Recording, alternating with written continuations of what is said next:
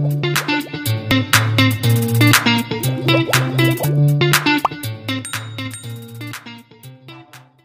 guys! Welcome back to my channel. It's me again, Abby.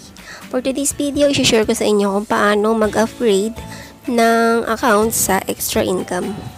So, para makapag-upgrade ka ng account dito sa Xtraincom, kailangan mo munang magkaroon ng subscription codes.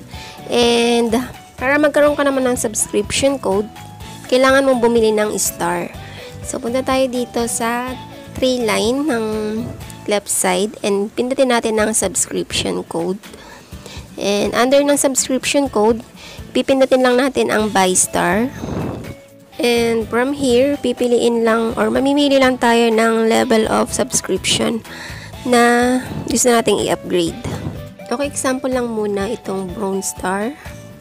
And dito sa security pin, lalagay lang natin yung security pin natin.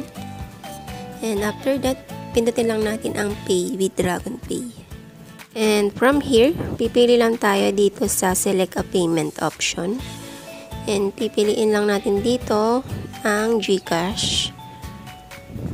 So, nandito siya sa bandang baba. And make sure lang natin na yung laman ng Gcash natin is may additional na balance kasi dito may nakalagay na charge na or service fee na 10 pesos. And also, this payment procedure is available or applicable sa may mga Gcash mismo sa cellphone nila. After natin ma-select yung Gcash, so i-check lang natin yung box ng I agree to the terms and condition. And after that, select lang or pindutin lang natin ang select. And dito, kailangan lang natin i-input yung Gcash number natin. Or kailangan i-log in yung ating Gcash number. Then, natin yung next. And dito, magpapadala sila ng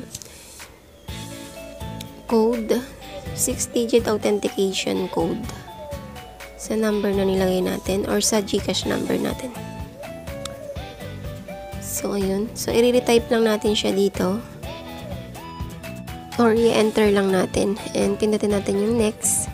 And dito, ilalagay lang natin yung 4-digit MPIN natin sa Gcash. And automatic, once na tinap natin ang pay, so maibabawas na sa balance natin yung amount na ating binayaran. And also, makaka-receive din tayo ng email galing sa DragonPay na confirmation ng ating payment. Okay, after natin ma-paid yung dapat nating bayaran, so i-check natin kung meron na tayong available subscription code. So, punta tayo sa subscription code and my code. So, ayan, meron na akong isang unused code dito. And after nito, punta na tayo sa Upgradesubcription para mag-upgrade na tayo ng account. Okay, once na meron tayong unused code, so automatic mapupunta siya dito sa activation code. So, automatic mape-place na siya dyan. And dito sa placement, kung wala kayong mailagay, so pwede nyong gamitin yung placement account name ko. So, ito siya. And dito sa subscription level, so kung ano yung binay mong stars, so yun din yung ilalagay natin dito. So, yun yung bronze. And sa position, pwedeng left or pwedeng right. And dito sa security pin, syempre, yung security pin natin. And after natin ma-fill upan lahat, so pwede na natin pindutin ang activate. And ayun, upgraded na yung account natin.